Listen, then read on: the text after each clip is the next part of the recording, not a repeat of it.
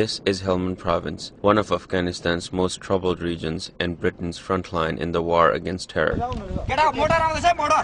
Here in Helmand, soldiers from the Royal Gurkha Regiment fight alongside the British Army. Together, they are locked in a battle with the Taliban.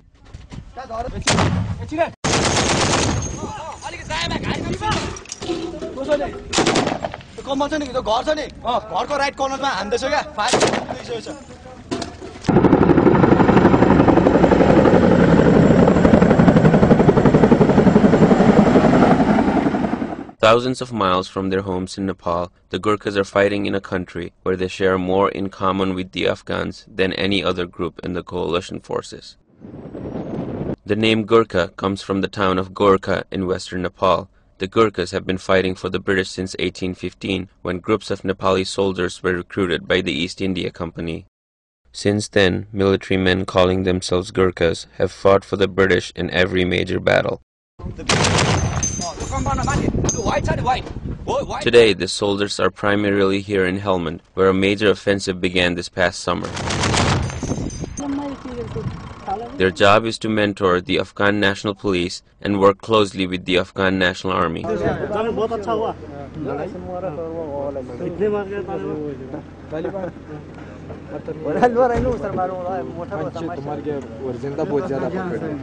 In Afghanistan, many Gurkhas bond well with the ANP because the Gurkhas understand and speak Urdu.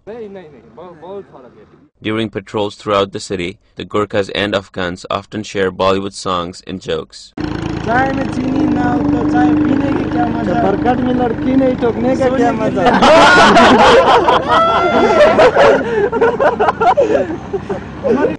obviously coming from Nepal. They know about sort of tribal society and also the geographical situation of this being high altitude and everything. They're very well suited to. They've grown up in high altitude. Fitness-wise, it's not a problem for them really. And the cultural side of life, they just get it a lot better. They understand why these people aren't getting on with each other or why there's problems. They understand it. Afghan police say Gurkhas are like brothers as they fight together to protect Afghanistan. ये दोस्त लोग हैं, सब दोस्त हैं, बल्कि सबसे प्यार मोहब्बत है। हम ये हमारा मदद करता है और अफगानिस्तान की दिफा करता है, बहुत अच्छा लगता है। Every morning, the Gurkhas patrol the Lashkargah Bazaar and stop at police checkpoints throughout the area to collect reports. In the course of their work here, some Gurkhas have built strong relationships with local civilians. Sergeant Shiva Kumar Rai attributes much of that to culture affinity. We work as a team and we like to share the things like food or whatever you have.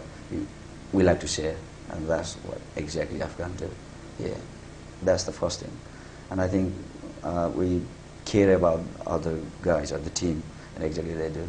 And they are really working for their group or their brother or their families.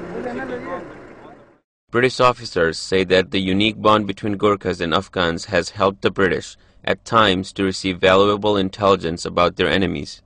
He'll go up to the boys and he'll say to the boys, "Oh, this has happened in this checkpoint," and you'll ask the checkpoint commander and he'll say, "No, don't know about that. Nothing's happened," and he'll say, "No, this definitely happened." And you'll go to wherever he says, and then there's something happened there. Actually, that guy they are very good friends with, so he'll make a conscious effort to come and talk to the boys. But the strongest relationship the Gurkhas have is with their British counterparts. Living and working with the British, the Gurkhas have blended quite well into Western culture.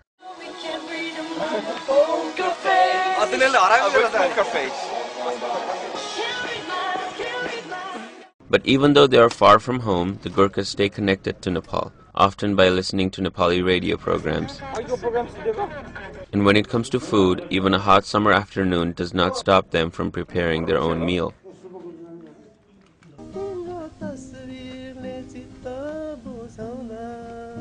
At the end of the day, the boys gather inside their tents with a guitar and sing Nepali songs. Songs about leaving their loved ones behind, songs about fighting far away from home, and songs about being a Gurkha.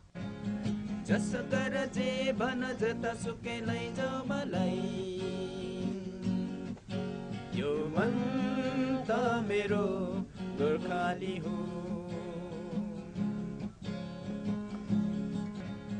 जसो गर जे भन जता सुकै लैजाऊ मलाई